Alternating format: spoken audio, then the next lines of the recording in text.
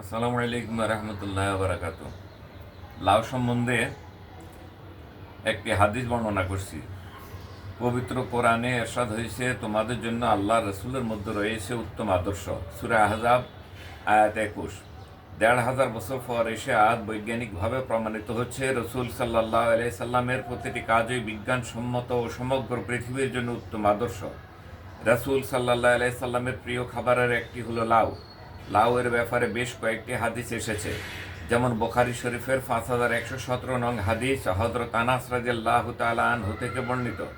একদা রাসূল সাল্লাল্লাহু আলাইহি সাল্লাম এক দর্জির নিকট গমন করলেন। তখন সে লাউ নিয়ে আসলো, আর রাসূল সাল্লাল্লাহু আলাইহি সাল্লাম লাউ খেতে লাগলেন। হযরত আনাস রাদিয়াল্লাহু তাআলা আনহু বললেন, যখন থেকে আমি রাসূল সাল্লাল্লাহু আলাইহি সাল্লামকে লাউ খেতে দেখলাম, তখন থেকে আমিও লাউ খাওয়া শুরু করলাম। মুসলিম শরীফে আনাস থেকে বর্ণিত, একজন দর্জি রসুল সাল্লাহ সাল্লামকে দাওয়াত দিলে রসুল সাল্লাহ সাল্লাম তার বাড়িতে গেলেন। হযরত আনাস রাদিয়াল্লাহু তাআলা আনহু বললেন, আমি রাসূল সাল্লাল্লাহু আলাইহি সাল্লামকে দেখলাম তিনি প্লেটে পরিবেশনকৃত লাউ উঠিয়ে খাচ্ছেন। সেদিন থেকে আমিও লাউ পছন্দ করতে শুরু করলাম। মুসলিম শরীফ কিতাবুল আতিমা।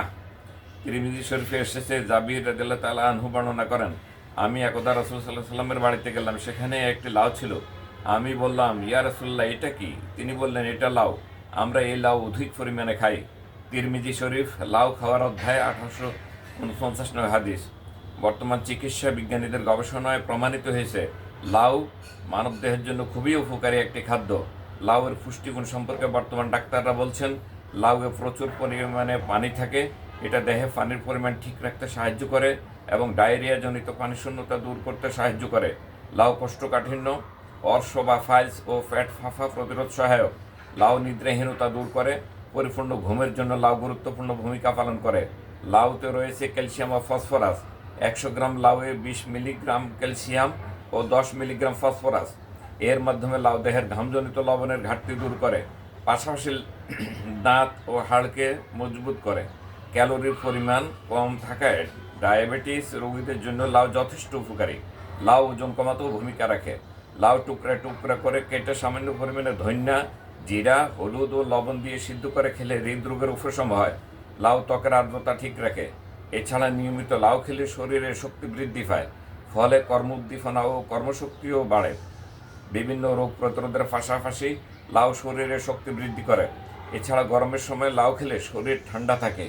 এই কারণে হযরত ইউনূস আলাইহিস সালাম যখন মাছের পেট থেকে বের হলেন, তখন মহান আল্লাহ তাআলা তাকে লাউ গাছের ছায়া আশ্রয় দান করলেন। সূরা সাফফাত ১৪৬ নং আয়াত। আল্লামা ইবনে কাসির রাহমাতুল্লাহ আলাইহি আয়াতের তাফসিরে লিখেছেন, মহান আল্লাহ তাআলা ইউনূস আলাইহিস সালামকে লাউ গাছের ছায়া আশ্রয় দিয়েছিলেন, কেননা লাউ গাছের ছায়া রোগ প্রতিরোধে সহায়ক। আর ইউনূস আলাইহিস সালাম মাছের পেট থেকে বের হয়, তার শরীর ছিল অত্যন্ত কোমল, তাই তার জন্য কোমল ও ঠান্ডা খাবার প্রয়োজন ছিল। তাই মহান আল্লাহ তাআলা তার জন্য লাউয়ের মতো প্রশান্তিদায়ক সবজির ব্যবস্থা করেছেন। তাই আমরা লাউ পছন্দ করব এবং লাউ সবজি হিসেবে আহার করব।